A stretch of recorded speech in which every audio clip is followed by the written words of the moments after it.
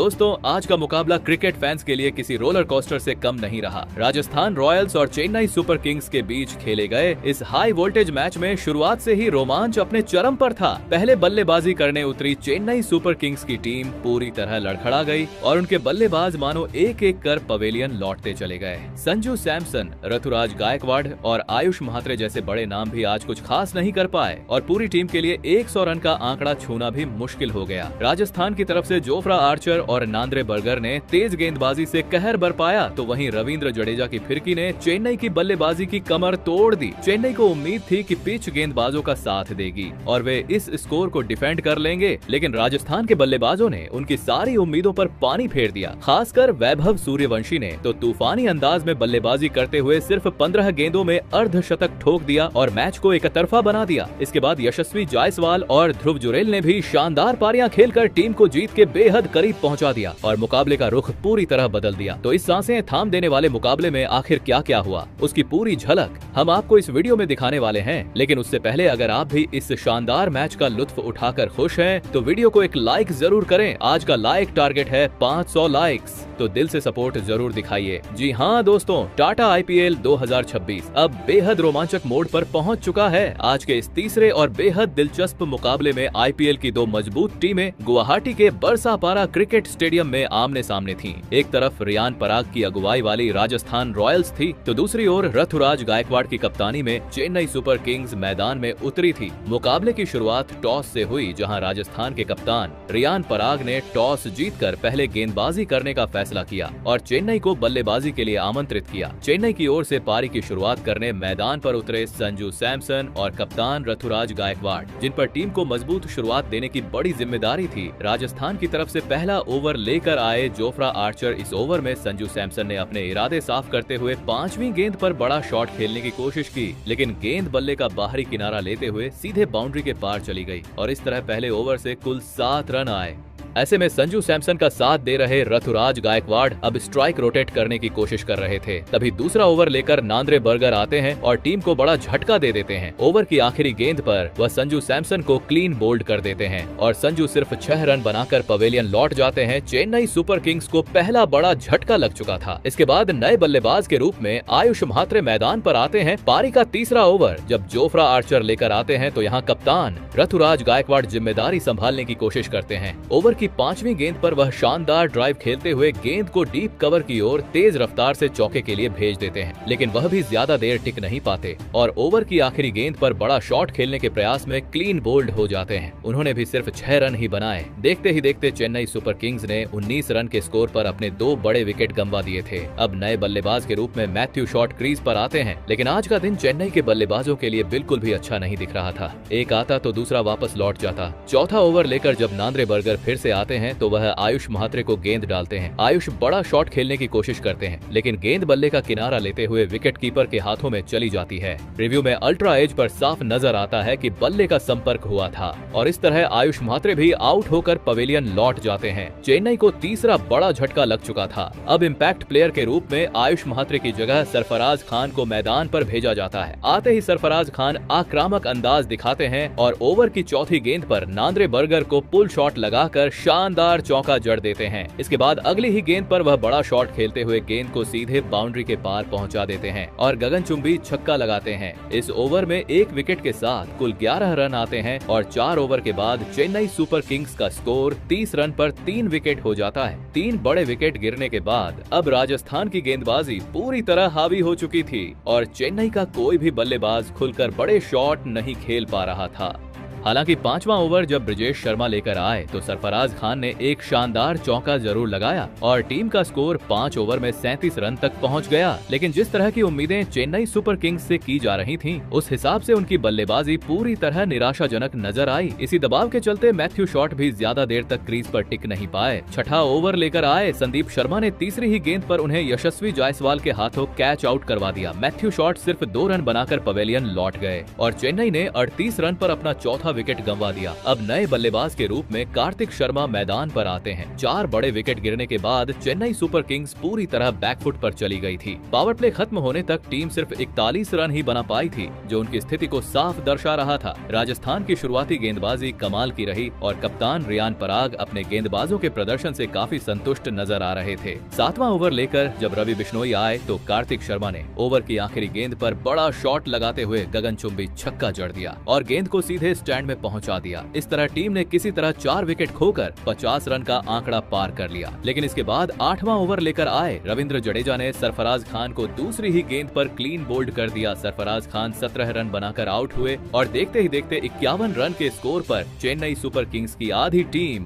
Pavilion लौट चुकी थी। अब नए बल्लेबाज के रूप में शिवम दुबे मैदान पर आते हैं। आते ही ऐसा लगा कि वह पूरी तैयारी के साथ आए हैं, क्योंकि उन्होंने पहली ही गेंद पर बड़ा शॉट खेलते हुए स्पिन गेंदबाज को गगनचुंबी छक्का जड़ दिया। लेकिन उनकी पारी भी ज्यादा लंबी नहीं चली। रविंद्र जडेजा ने ओवर की आखिरी गेंद पर उन्हें रवि बिश्नोई के हाथों कैच आउट करवा दिया। शिवम दुबे सिर्फ 6 रन बनाकर पवेलियन लौट गए और इसी के साथ चेन्नई सुपर किंग्स के 6 विकेट गिर चुके थे। अब नए बल्लेबाज के रूप में जेमी ओवर्टन मैदान पर आते हैं। आज राजस्थान की गेंदबाजी अपने होम ग्राउंड पर पूरी तरह हावी नजर आ रही थी। चाहे तेज गेंदबाज हो या स्पिनर, हर कोई चेन्नई के बल्लेबाजों पर दबाव बनाते हुए लगातार विकेट निकाल रहा था। चेन्नई सुपर किंग्स से ऐसे प्रदर्शन की उम्मीद किसी को नहीं थी, लेकिन क्रिकेट की यही खासियत है कि यहाँ कुछ भी कभी भी हो सकता है और आज वही देखने को मिला।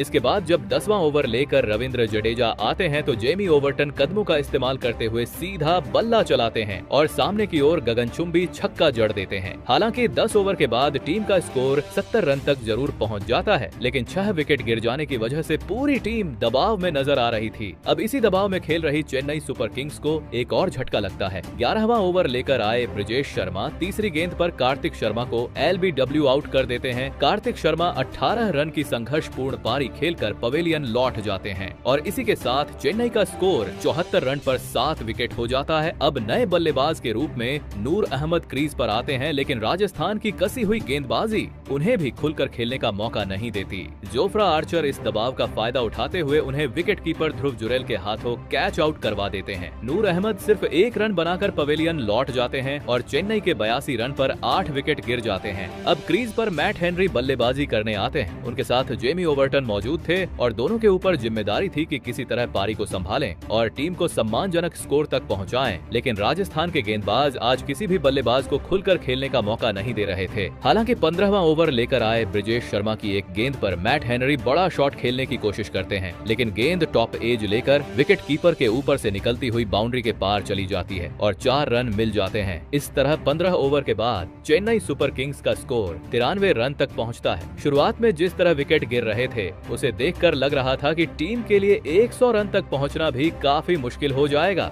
अब 16वां ओवर लेकर आए रवि बिश्नोई ने चेन्नई सुपर किंग्स को एक और बड़ा झटका दे दिया। उन्होंने मैट हेनरी को कैच आउट कराकर पवेलियन भेज दिया। मैट हेनरी सिर्फ 5 रन बनाकर आउट हो गए और इसी के साथ चेन्नई के 9 विकेट गिर चुके थे।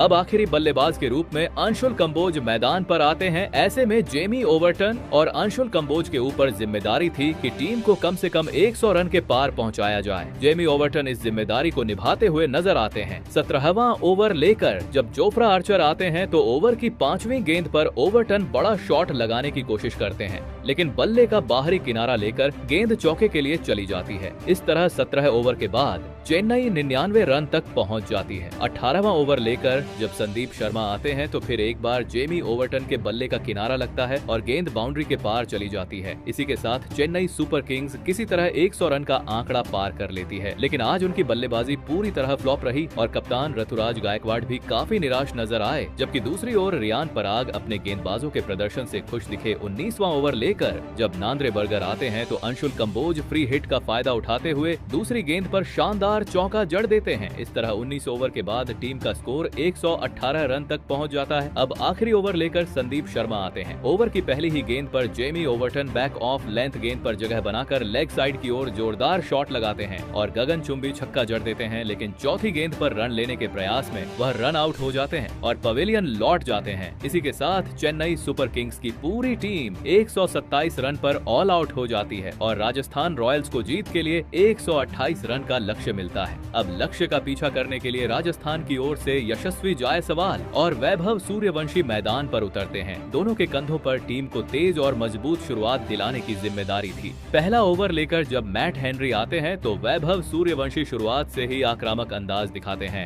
ओवर की तीसरी गेंद पर वह बड़ा शॉट खेलने की कोशिश करते हैं, लेकिन कैच छूट जाता है और किस्मत का साथ मिलते हुए उन्हें पुल शॉट के जरिए चौका मिल जाता है। इसी चौके के साथ उन्होंने इस मैच में अपने इरादे साफ कर दिए। वैभव सूर्यवंशी का खतरनाक अंदाज अगली ही गेंद पर देखने को मिलता है। वह बैकफुट पर जाकर लॉन्ग ऑन की दिशा में हवा में शानदार शॉट खेलते हैं और गेंद को सीधे गगनचुंबी छक्के के लिए भेज देते हैं। उनके इस आक्रामक खेल को देखकर हर कोई हैरान रह जाता है। ओवर की आखिरी गेंद पर यशस्वी जायसवाल भी पीछे नहीं रहते और पैड लाइन पर आई गेंद को शॉर्ट फाइन लेग की दिशा में फ्लिक करते हुए शानदार चौका बटोर लेते हैं। इस तरह पहले ही ओवर में राजस्थान रॉयल्स 18 रन बना लेती है। अब दूसरा ओवर करने आते हैं खलील अहमद। इस ओवर में भी वैभव सूर्यवंशी अपना आक्रमण जारी रखते हैं और आखिरी गेंद पर जोरदार शॉट खेलते हुए गेंद को फील्डर के ऊपर से चौके के लिए भेज देते हैं। इस तरह 2 ओवर के बाद राजस्थान का स्कोर 24 रन हो जाता है। राजस्थान की इस आक्रामक बल्लेबाजी को देखकर चेन्नई के कप्तान पूरी तरह चौंक गए थे। खासकर वैभव सूर्यवंशी का तूफानी अंदाज थमने का नाम ही नहीं ले रहा था। तीसरा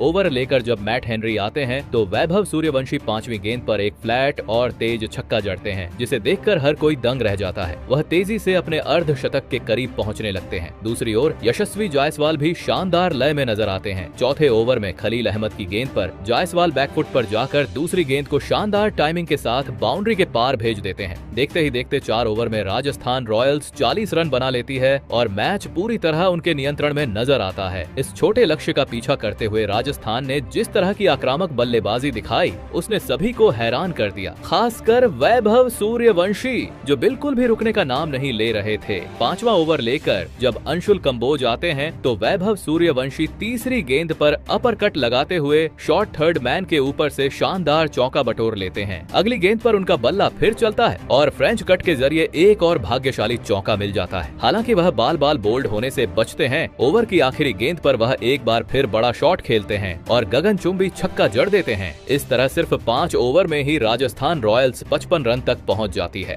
और अपना 50 पूरा कर लेती है। वहीं वैभव सूर्यवंशी भी अपने तूफानी अर्धशतक के बेहद करीब पहुंच जाते हैं। छठा ओवर लेकर जब नूर अहमद आते हैं तो वैभव सूर्यवंशी अपना आक्रामक अंदाज जारी रखते हैं। वह चौथी गेंद पर जोरदार शॉट खेलते हुए गेंद को सीधे स्टैंड्स में गगनचुंबी छक्के के लिए भेज देते हैं। इसके बाद 5वीं गेंद पर फिर से वही अंदाज दिखाते हुए लॉन्ग ऑन की दिशा में एक और शानदार 6 जड़ देते हैं। इसी के साथ महज 15 गेंदों में वह अपना तूफानी अर्धशतक पूरा कर लेते हैं। पावर प्ले खत्म होते होते राजस्थान रॉयल्स 74 रन बना लेती है और यह साफ हो जाता है कि इस पिच पर बल्लेबाजी के लिए अच्छे मौके मौजूद थे। चेन्नई सुपर किंग्स ने कहीं न कहीं गेंदबाजी और बल्लेबाजी दोनों में गलतियां की थीं, जिसकी वजह से उनका स्कोर छोटा रह गया। अब इस खतरनाक साझेदारी को तोड़ना बेहद जरूरी हो गया था। 7वां ओवर लेकर जब अंशुल कंबोज आते हैं तो दूसरी ही गेंद पर वह वैभव सूर्यवंशी को सरफराज खान के हाथों कैच आउट करवा देते हैं। 52 रन की शानदार और विस्फोटक पारी खेलकर वैभव पवेलियन लौटते हैं और चेन्नई को आखिरकार पहली सफलता मिलती है। राजस्थान का स्कोर 75 रन पर एक विकेट हो जाता है। अब नए बल्लेबाज के रूप में ध्रुव जुरेल क्रीज पर आते हैं, लेकिन उनका इरादा भी साफ था कि रन गति को कम नहीं होने देना है। 8वां ओवर लेकर जब जेमी ओवरटन आते हैं तो ध्रुव जुरेल तीसरी गेंद पर फ्रंट फुट से शानदार फ्लिक शॉट खेलते हुए चौका जड़ देते हैं। अगली ही गेंद पर वह फुल शॉट लगाकर एक और बाउंड्री बटोर लेते हैं। दूसरी ओर यशस्वी जायसवाल भी शानदार लय में नजर आते हैं। ओवर की आखिरी गेंद पर वह गेंदबाज की रफ्तार का बेहतरीन इस्तेमाल करते हुए थर्ड मैन की दिशा में गाइड करके एक और चौका हासिल कर लेते हैं।